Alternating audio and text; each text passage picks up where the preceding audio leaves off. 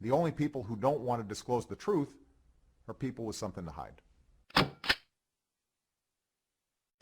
And that's why I emphasize the soullessness. I'm pretty good with adjectives, but I feel helpless coming up with one incriminating enough or descriptive enough to identify those who would hate freedom, hate the right to self-defense, and smirk at the widow of a Navy SEAL for celebrating the freedom that all warriors dedicate and volunteer their lives to fight for. Make no mistake, my enemy looks and smells exactly what the enemy of freedom should look and smell like. Hygiene-challenged Michael Moores, G-force lying Nancy, you don't have to read it, you need to sign it, Pelosi's, deceptive scam artists like Diane, I've got a 38, you don't get one, Feinstein, and the list goes on. So don't underestimate, as I did to Pierce Morgan, they don't care about saving lives.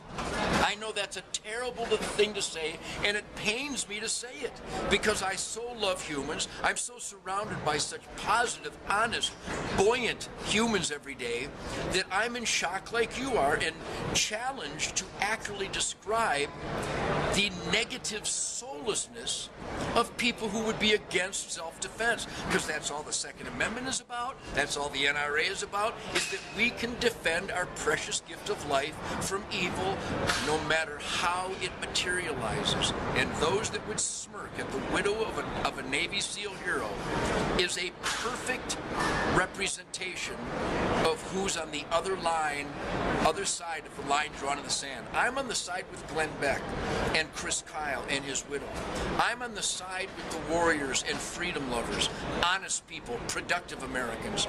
Those that hate us and that smirk at the widows of heroes are clearly on the side with the Michael Moores and the Governor Cuomos and the Mayor Bloombergs. And it makes me rather proud, because there's always been good and evil. We are the good. Well, I didn't have to have confirmation at the NRA that so many in the media are dishonest, grossly unprofessional, sinfully biased. As I said to Pierce Morgan, I really don't think I can help you, because honesty and integrity, sense of decency, and especially in the media, dedication to accuracy is something that must come from within. You must find that yourselves. And here's the real horror of it. Those of you who violate the premise of honest journalism, you are so feeble and soulless, you don't even know it. It's like dopers who thinks that dope doesn't cause problem, not knowing that their brains are so destroyed by dope, only they think it doesn't cause a problem. So we're going to continue with the positive, honest fight for individual freedoms, the self-evident truth that makes America the last best place, and we're going to trample the weak and hurdle the dead.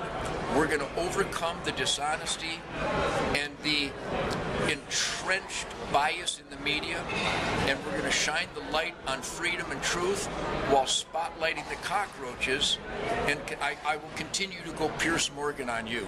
Know that. Brace thyself.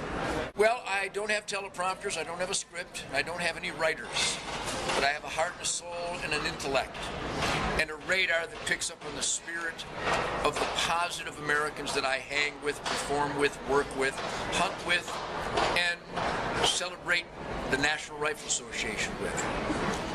That was epitomized by what happens all the time, but we've spotlighted it today, where Americans know that our freedom is provided by the supreme sacrifices of the U.S. military heroes, and that they are mistreated criminally, we believe, by our government and the Veterans Administration. Only the guilty need to feel guilty, because many in government and many in the Veterans Administration are fighting to repay those who have sacrificed. But when it really comes down to it, is we the people giving away free custom homes to the heroes that have sacrificed their legs and their arms.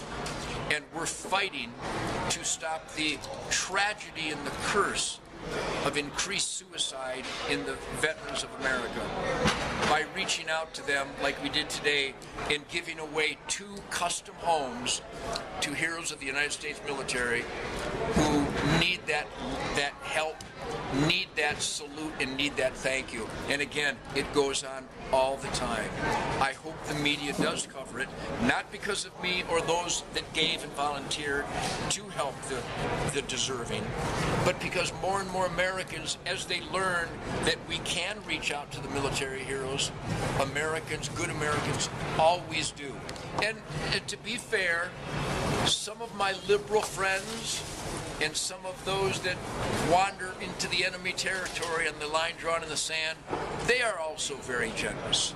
So maybe it's one issue that can unite a lot of us in America beyond ideologies and beyond political issues, and just dig deeper and help those who are most deserving, and communicate with our government to get rid of the waste, the fraud, the thievery of our tax dollars for scams and nonsense, and steer those tax dollars that we would be more than happy to pay for the heroes of the military. That's what's going on. OperationFinallyHome.org and the great Military Warriors Support Foundation. God bless those who give.